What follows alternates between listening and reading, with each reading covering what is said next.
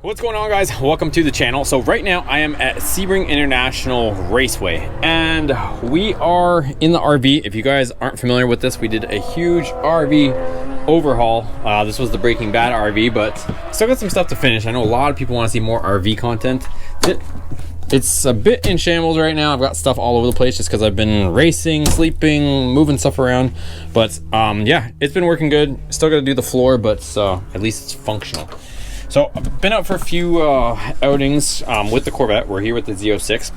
I'm gonna show you guys a little bit and then kind of gonna do a little bit of a vlog style for you guys. So a little bit of racing, a little bit of hanging out with my buddies. Right now we're running over to another buddy, Chris's, to use his welder because my friend's sequential shifter broke. So we're gonna see if we can go weld it because he's been trying to weld it. He went to another shop to weld it and it didn't work out. So we're gonna go try that out. Let's grab the camera and take you guys along for the ride.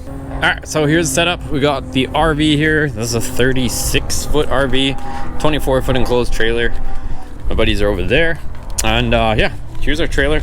It's kind of in race mode. And here is the Z06. So a couple things. We put the new radiator on it, but it's still getting hot because I got to do some ducting in the front here to drive the air through the radiator. So that's kind of going on. And then right now I'm running into an issue where it's running really rich. So I don't know what's changed, but this thing is running pig rich. And when I say rich, like, look at the exhaust tips. It literally shoots out soot when I fire it up. My whole back bumper, look at that, is just covered in carbon. So you're gonna have to figure that out. You wanna be on camera or no? Hi. This is Ian. How's it going? This is his car. What makes your car special? I built it all myself. There you go. That's reason enough.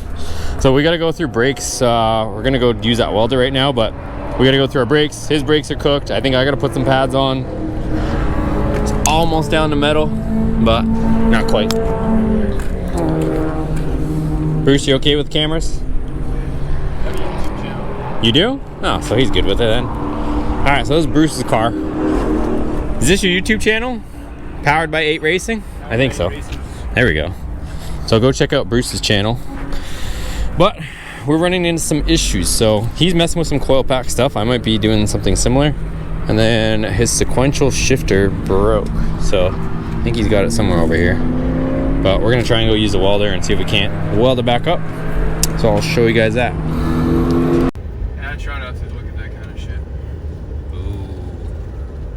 TTR took a lick today. Turn left. It's only the one side though. All right, we got the crew in the King Ranch. Harbor Freight, we need to get some welding supplies. All right, Bruce got the wire. Let's see if we can get the weld. All right, we're at Chris's with the welder. Got the welder. Show them. Where's the better ones? Look how perfect those look. Let's look at that side. Oh, many of them are perfect. Oh, yeah, perfect welds. This was from somebody else. I don't know. Yeah, yeah. Might have been a previous welder. Yeah. It's all right. Look at that one. That one's kind of pretty. Yeah. As long as you get one good one, that's how you All right, we're back. Bruce has got the welded up shifter. What are you thinking? nicely. Is it? It's like it never broke. Hey.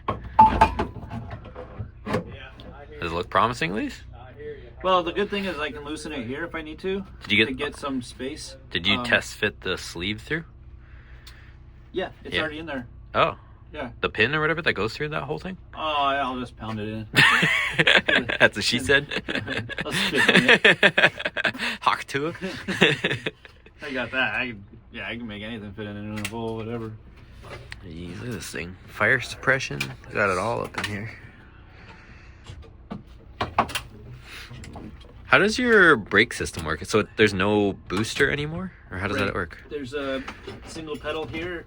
Obviously, single pedal. I don't push 2 pedals. But I've got 2 master cylinders on it. Oh. And then how it works is there's a bar that's in between both that adjusts the plunger for my brake bias. So this knob here adjusts, that's why it says front and rear. So I can adjust my brake bias off of a master cylinder pressure versus a proportion valve. So your pressure is a lot better. And then, but what's nice also about it, since it's a sequential, is that I can brake with my left foot all the time, and I can always throttle with my right foot, so I can rotate the car mid-turn with throttle while I'm still braking and stuff like that, so you have a lot more car control. Crazy. But it's also a manual brake, so it's not like a soft pedal. You know, you have to push it like a man. So like a man. Like you got pronouns. it's a they, them. Oh man. All right, we're gonna try and get this shifter and see what happens. Then we're gonna, I guess Bruce said he's gonna kick test it. I'm gonna kick test it. He's gonna donkey kick it, and if it holds up, then our welds are decent. Go. God, I should have welded that board. I hope not. This is the weld, by the way. Look at that. Look at that masterpiece. We even got a couple worms welded on there just for Ian's pleasure. Yeah. Yeah? No? I think so. Well, yeah, I mean, it's not gonna. God, no.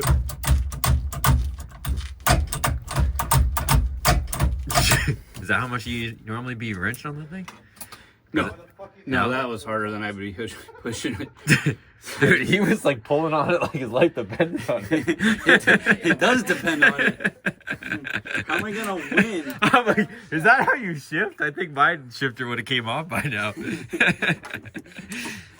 All right, I think she passed the test.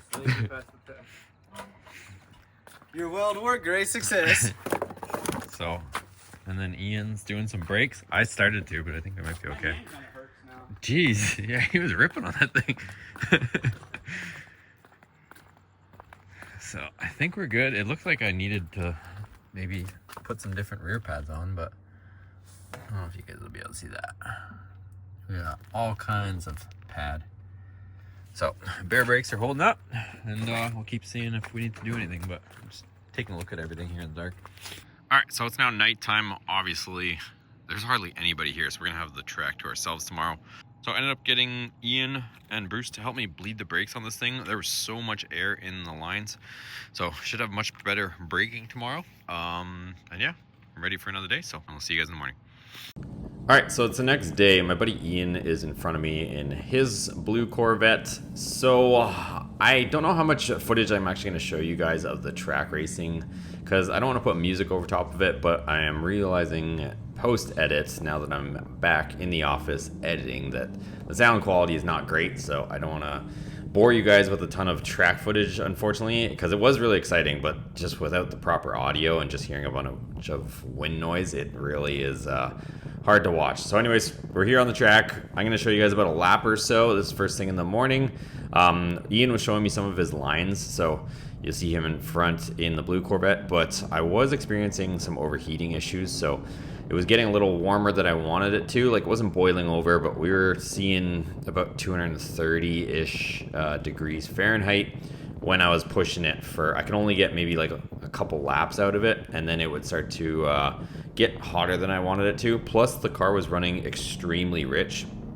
Our buddy Matt Sanford that's tuning the car, he was actually at Freedom Factory for the Freedom, I think 500 that they had the same day or same weekend, so it was a little bit hard to have him look at the tune at the same time, but either way, car held up. I had fun. I just couldn't push it as hard as I wanted to. So anyways, here's a lap of me and Ian chasing down, I think it's some sort of either GT350 or 500, I'm not too sure on my Mustangs, but we're chasing down a red one here, coming up on it.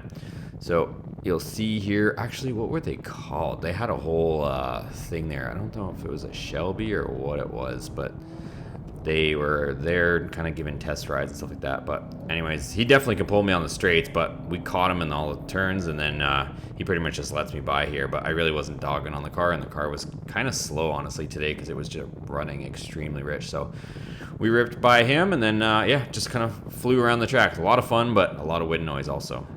All right, so it's the next day, so it's Sunday. We got the car out. You guys just saw me do the first session, so just testing everything out. Brakes work better, but the pedal feel is still We're running into a weird issue where the brakes seem to be dragging right now, so the front pads are wearing out sooner than they should be, and if I jack up the front wheel and I go to turn it, doesn't matter if it's this one or the other one, the wheel doesn't move. It's like you can put almost full effort and the wheel barely turns, so not good there. I gotta see what we can work out there or see what the heck is going on, but fix that. I don't know if, I guess other things, is just kind of the reality of it all. So this appears to be leaking somewhere. I don't know if you guys can see the coolant. So I got coolant coming out of this. Apparently these are notorious for going bad. If you guys know anything about these Corvettes or LS's or Chevys, it's like the whole car ends up just going bad. I've almost replaced everything on this entire car to be doing this. So that. I also got to reroute my catch can because every single session it keeps popping some oil out of here, so I'm gonna have to do some different catch can stuff when we get back, but that's that. And then I tried the different coil packs to see if I had a coil pack issue, but I still have this diesel tune on the back. Like, look at how much soot keeps coming out of my car every time I fire it off, and it's out of both banks, so it's not like just one cylinder. This thing is just pig rich. Like, look. So, and then as far as these guys go, Bruce's shifter lasted, so the welding job we did on the sequential, he went out for one session and his shifter is still good. He was down a cylinder, so I actually lent him one of my Holley coil pack harnesses, so he's gonna try it again. He's still smoking everybody, but he's got only 7 cylinders. Anyways, here we are. Let's go out again.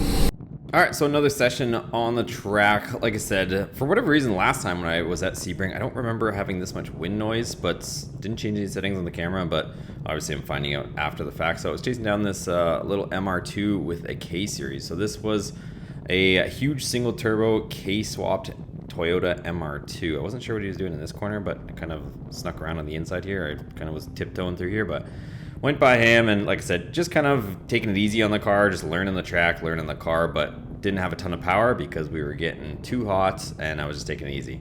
All right, so that was another fun run, just learning the track. Honestly, I'm kind of lugging the gear just because this thing's getting a little too hot, but same thing. We got coolant over here, so this plastic tank must have some sort of crack in it. And then I got to redo the catch can, like I mentioned. Also, still brakes are kind of but we'll figure that out. But right now, I know you guys are all here for this. Got a bunch of mess over here that I'm dealing with. RV, we got the generator running. But this is so good, you guys. We got a little home away from home here. Still gotta do the floor. We already mentioned that. Bit of a disaster in here, but breakfast sandwiches, you guys. Breakfast sandwiches. Like, this is where it's at. Being able to just straight up make your breakfast here. You got all the foods that you want. I don't have to eat just cafeteria food. We got that. We got the Whataburger spicy Cholula ketchup. Come on, guys. Doesn't get any better than this. Ooh, look at that. A little bit of cracked McCormick pepper. Dijon pepper up in there. If you guys haven't had one of these before, try it. Highly recommend. All right, so just went out. Generator's still working. RV's still good. I know there's a lot of people interested in the RV stuff. But we ended up getting a new revision from Matt, so everything is running a little bit better. It's not quite as rich, so this big soot pile is slowly diminishing, but it is just caked. We got the diesel tune on it, full diesel tune. And then I want to show you guys some of this stuff. So obviously this is like progression of race car status. So this is more street car with a bunch of bolt-ons on it. This one's still got a plate on it, but this one's more dedicated race car. Ian's, he's got a cage in it, pretty much everything out of it, all the HVAC stuff, but spec Corvette, so pretty much stock engine. And I was just hanging out with Bruce while he does his brakes, but check out these pads. These are like what my pads would look like brand new. So that's pretty much what a stock pad looks like, full pad, and then like new pads he's put on. They're like 3/4 of an inch thick. So 25 millimeters. I wonder what that equates to. I don't know. Ask Europe. Ask Europe? I should know this. I'm from Canada. Everything's millimeters and decimeters. I don't know what it equates to in big inches. Yeah. Yep. So but this is bad. Though there seems like there's life left in their thick pad, you shouldn't run these really less than 50%. The reason they're so thick is because it dissipates heat better. And so by running them so low, once you get to 50% of the pad, that last 50% is probably going to last half as long as the first 50%, or even faster. So it's almost like an insulation, so to speak. Yeah, exactly. But so this is a really bad example of what to do, so don't do that. But we're just open lapping, so it's not a big deal, but if you were racing, And then we put our harness on there. I think I told you guys now with our, which actually harness was that? That was Holly's harness. Harness. Yeah, so he has all Motec stuff, but actually the Holly harness, it's pretty much standard GM stuff, but it actually worked for him. So he's got one of our Holly harnesses on there, and then we're just bleeding the brakes on it. And we'll go back out again. So this is like optimal, I guess, cooling that I have to do to mine. So he took his radiator, flipped it. So if you look at a stock Corvette, the radiator is leaning back like this. And then he has a custom radiator, and it's shorter. So here's your frame rail. Here's the other frame rail. So it's shorter, I guess, width-wise, so that he can actually route an intake next to it. So, and then he's got it all ducted through here, and it gets forced into there. And then his hood, what do you call the hood again? Waterfall. Waterfall hood. So it essentially just, it's constantly sucking hot air out of the top of the hood. Pretty cool stuff. And then his oil coolers are here. So he's got one here. I have like pretty much the same size oil cooler, but only one. He's got two, one there and then one there. And then you can see the little fans on them also. But yeah, this is like stock cooling setup, similar to mine, but I've got an aftermarket radiator, but laid back like that. We'll see. We got some work to do. I still got more race car stuff to do to mine.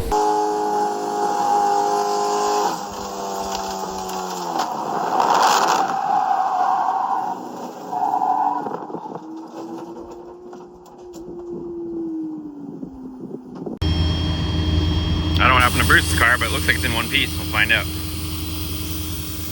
360 on exit Bishops. Like, oh no.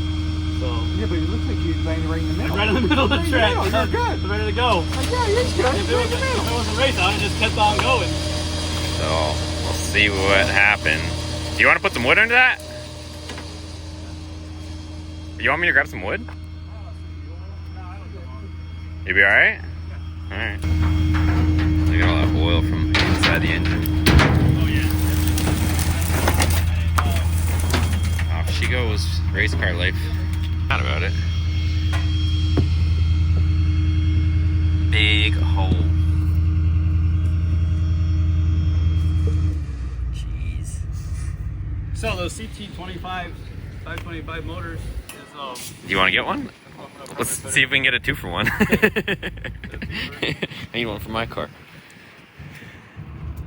Alright guys, so that's going to be a wrap for this video. So we ended up surviving the event. We got some stuff to work on. I got to work on the cooling system, routing, ducting, all that, so that we can keep the temperatures down. It's not even that hot out today, and we're still getting too hot with this thing. So it is possible, but these C5s do require some ducting work, so we'll have to do that. And just a little bit of everything. Try to improve on stuff. We also got to just get the thing running a little bit better so that it's not as rich as it is, and a bunch of stuff. So everybody's kind of loading up. It's the end of the day. It's like another session or two out there.